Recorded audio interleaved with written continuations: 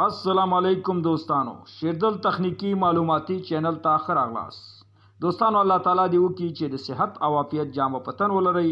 زموږ د نن ورځې ټاپک او موضوع ده کله چې موږ د خپل ځان لپاره، د خپل اتاق لپاره او د خپل کور لپاره یو پکې نوې پکې اخلو او هغه انتخابوو، نو موږ کومو مهمو نقطو ته متوجه اوسیږو چې په آینده کې ترې موږ پښیمانه نه یو او ترې راضي یو.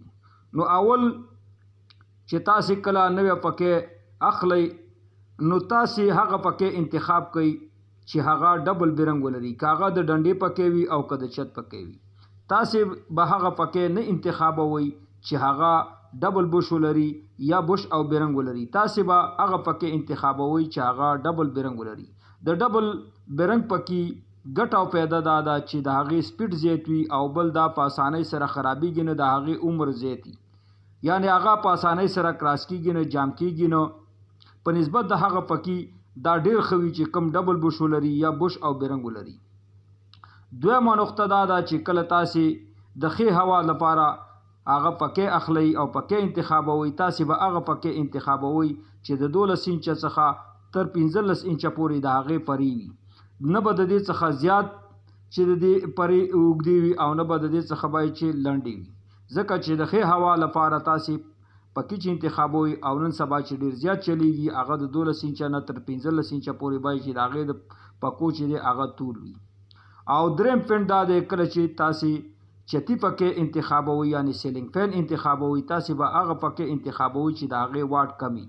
هغه پکې به نه انتخابوئ چې د هغې واټ 80 وي یا 100 وي یا 90 وي.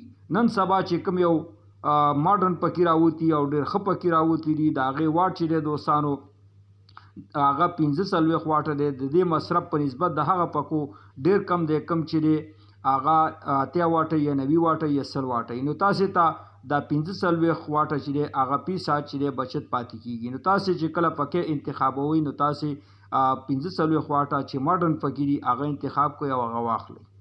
او څلورمه نقطه دا ده دوستانو، کله چې تاسې پکې نصب کوئ نو تاسې د ځمکې څخه 2.5 متره نه تر 3 متره پورې چې هغه چتي پکې وي، سیلینګ فین وي، تاسې هغه اوچت نصب کوئ. د دې څخه دوستانو که پورته ولګوئ نو ښه هوا چې ده هغه نه راځي او تاسې د ښې هوا څخه برخمن کېږئ نه. نو د دې اندازه چې ده هغه سټنډرډ اندازه د دې دوستانو انټرنیشنل اندازه چې ده هغه د 2.5 متره نه تر 3 متره پورې. او پنځم پوینټ دا دی دوستانو، کله چې تاسې پکې نصب کوئ نو د چت سره بیا جوخ نه نصب کوئ، نه بیا د چت څخه ډېر ښکته نصب کوئ. که غواړئ چې د ښې هوا څخه ځانونه برخمن کړئ دوستانو نو د چت څخه په 2 فوټه اندازه کې به دا ښکته نصب کوئ، نه به د 1 فوټ په اندازه دا نصب کوئ، نه به د 2 فوټه د 3 فوټه په اندازه دا نصب کوئ. کله چې دوستانو پکې تاسې نصب کوئ نو د 2 فوټه یا د 2.5 فوټه په اندازه به دوستانو دا د چت څخه ښکته نصب کوئ. که غواړئ چې د ښې هوا څخه ځانونه برخمن کړئ او چتي پکې مطلب تاسې نصب کړئ او تاسې ترې پیدا او ګټه والی. او شپږم پوینټ دا دی دوستانو، کله چې تاسې چتي پکې نصب کوئ یا ډنډې پکې نصب کوئ او مطلب تاسې هغه غواړئ چې مونږ د دې مصرف کمی او مطلب دا مونږ ته ښه هوا وکړي او د دې عمر زیات وي، نو تاسې دوستانو دې ته ریګولیټر چې دی هغه درجه چې د سپیډ د لو او میډیم او های چې کم دی کې هغه اول پینټ دی، دویم پینټ دی او دریم پینټ دی، د دې د هوا حالات چې دي دوستانو هغه های او میډیم او لو وي. نو تاسې کولی شئ دوستانو چې دې ته ریګولیټر نصب کوئ. بغیر د ریګولیټر دوستانو تاسې هیڅکله هم پکې ډایرکټ مه نصب کوئ. یو خو دا دی دوستانو، کله چې زمونږ ولټیج چې دی کرنټ چې دی هغه زیاتېږي کمیږي نو زمونږ پکې چې دی هغه د سوځېدو څخه ساتي، هغه چې کوم اثر راځي دوستانو دغه ریګولیټر درجه سوځي. او بله ګټه د ریګولیټر دوستانو دا ده چې زمونږ کله مونږ دغه اول پینټ کې پکې چلو نو موږ ته 40% چې دی دوستانو هغه واټ چې دی فی ساعت هغه مصرف ګټه پاتې کېږي. او کله چې موږ په دویم پینټ کې چلو نو 30% پاتې کېږي. او کله چې موږ په دریم پینټ کې چلو نو موږ ته 60% چې دی دوستانو هغه واټ چې دی هغه بچت پاتې کېږي.